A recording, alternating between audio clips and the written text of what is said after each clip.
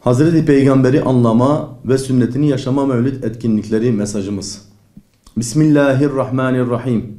Hamd, alemlerin Rabbi olan Allah'a, salat ve selam, onun kulu ve elçisi olan Hazreti Muhammed, al ve ashabına olsun. Her yıl büyük bir coşku ile karşıladığımız Mevlid ayına bu yıl bütün dünyayı etkileyen ve alınan tüm tedbirlere rağmen bir türlü yayılmasının önüne geçilemeyen küresel salgın nedeniyle buruk giriyoruz. Maalesef ülkemizde de etkisini göstermeye ve ölümlere neden olmaya başlayan Covid-19 isimli virüsün yayılmasına neden olmamak ve önünün kesilmesine yardımcı olmak için 2020 yılının örnek aile rehberi Hazreti Muhammed sallallahu aleyhi ve sellem temasıyla gerçekleştirmeyi planladığımız bütün kitlesel mevlid etkinliklerinin iptaline karar vermek zorunda kaldık. Bu iptal nedeniyle peygamber sevdalıları olarak her yıl Nisan ayında gerçekleştirdiğimiz kitlesel etkinliklerimizde halkımızla paylaştığımız mesajımızı bu yıl yazılı olarak paylaşıyoruz. Ülfet ve muhabbet ile saadet-i dareyn'in kaynağı aile kurumunu yeniden ihya etmek gerekir. Aile, sağlıklı toplumun temeli, fertlerin huzur ve mutluluk kaynağıdır. Kendilerinde sükunet bulup huzura eresiniz diye kendi cinsinizden eşler yaratıp aranızda sevgi ve merhamet etmesi de onun ayetlerindendir. Yüce İslam peygamberinin sizin en hayırlınız ailesine karşı en hayırlı olanınızdır nebevi mesajına kulak vermek ve hayırda yarışmak gerekir. Uhuvvet ve muavenet ile muhacir olmuş kardeşlerimize ensar olmak gerekir. Yurtları başlarına yıkılan, şehirleri talan edilen, ocakları dağıtılan mazlumlar sığıntı ve yük değildir. Bilakis Haşr suresinin 9. ayetinin müjdesiyle belki kurtuluşumuzun vesilesidir. Onlardan, muhacirlerden önce o yurda yerleşmiş ve imanı da gönüllerine yerleştirmiş olanlar hicret edenleri severler. Onlara verilenlerden dolayı içlerinde bir rahatsızlık duymazlar. Kendileri son derece ihtiyaç içinde bulunsalar bile onları kendilerine tercih ederler. Kim nefsinin cimriliğinden, hırsından korunursa işte onlar kurtuluşa erenlerin ta kendileridir. Sulh ve selamet ancak Rabbimizin bizden istediği kardeşliğin tesisi ve gereğini yerine getirmek ile İslam beldelerinde gerçekleşecektir. Müminler ancak kardeştirler. Öyleyse kardeşlerinizin arasını düzeltin. Allah'a karşı gelmekten sakının ki size merhamet edilsin. Müslüman, Müslümanın kardeşidir. Ona zulmetmez. Onu tehlikede yalnız bırakmaz. Kim kardeşinin ihtiyacını görürse Allah da onun ihtiyacını görür.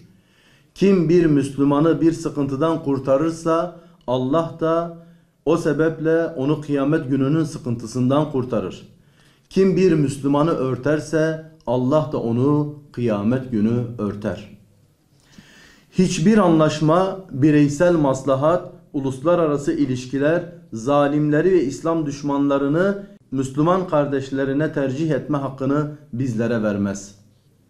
Tüm dünyanın güvenli bir barış yurdu olması ancak İslam'ın başta İslam ülkeleri olmak üzere dünyaya hakim olması ile mümkündür. Marifet ve hikmet, kelamullahı rehber, sünnet-i seniyyeyi yol edinmektir. Kur'an ne yapmamız gerektiğini, hadisler de nasıl yapacağımızı gösterir. De ki, eğer Allah'ı seviyorsanız bana uyun. Allah da sizi sevsin ve günahlarınızı bağışlasın. Size 2 emanet bırakıyorum. Onlara sarıldığınız müddetçe dalalete düşmezsiniz.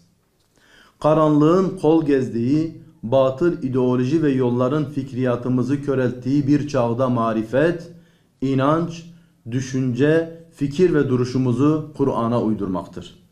Yolların çoğaldığı, tefrikanın kışkırtıldığı, cehaletin kör bir örtü gibi bizi kuşattığı son demde hikmet, doğru istikameti ve nebevi yöntemi yol edinmektir. Şeref ve izzet, din-i mübinin kutsiyetini fedakarane muhafaza etmektedir. İzzet, Allah'a, Resulüne ve müminlere aittir. Müminleri bırakıp da kafirleri dost edinenler, onların yanında izzet mi arıyorlar? Bilsinler ki bütün izzet yalnızca Allah'a aittir. Mescid-i Aksa ve Kudüs, peygamberlerin mirası, Hazreti Muhammed Mustafa sallallahu aleyhi ve sellemin müjdesi, bütün semavi dinlerin huzurgahıdır.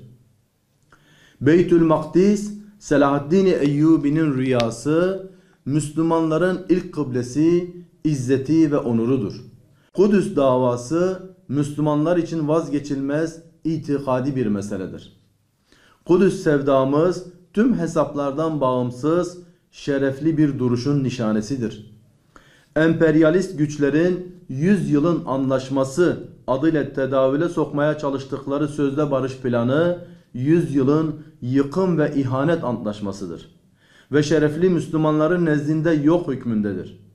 Allah Celle Celaluhu tarafından mübarek kılınan Beytül Makdis'i kurtarmak her Müslümanın vefa borcudur. Müslümanlar olarak Kudüs'ün kurtuluşu uğruna ödenecek her bedele hazır olduğumuzu ilan ediyoruz. Zenginlik ve servet halkın arasında adalet ve hakkaniyetle dağıtılmalıdır. Ülkenin gelir ve zenginlikleri tüm fertlerin ortak hakkıdır. Elit zümrelerin zenginliklerini arttırdıkları, öte taraftan mazlumların kuru ekmeğe muhtaç bırakıldıkları toplumların sulh içinde birlikteliklerini devam ettirmesi mümkün değildir. Yiyiniz, içiniz fakat israf etmeyiniz. Çünkü Allah israf edenleri sevmez. İlahi fermanı adil ekonomik sistemin can damarıdır. Her maaş ve ücretin zaruri ve asgari ihtiyaçlarını karşılamasına yetecek miktarda olmalıdır. İnanıyoruz ki Hazreti Ali'nin radıyallahu anh buyurduğu gibi dünyanın herhangi bir yerinde bir lokma ekmeğe muhtaç biri varsa mutlaka başka bir köşesinde ihtiyacından fazla tüketen ve stoklayan birileri vardır. Beşeri sistemlerin vaat ettikleri hürriyet, refah ve eşitlik gelmedi.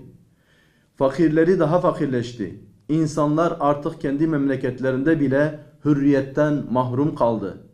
Eşitlik ise onların memleketlerinde bile yok.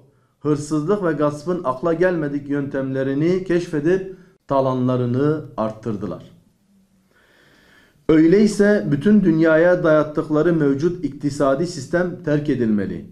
Servetin sadece bir zümrenin arasında dolaşan bir devlet olmaktan çıktığı, israf ve zulmün olmadığı, hiç kimsenin aç ve açıkta kalmadığı, herkesin hakkına kavuştuğu, faizsiz ve adil bir sisteme bir an önce geçilmelidir. Peygamber Sevdalıları Vakfı.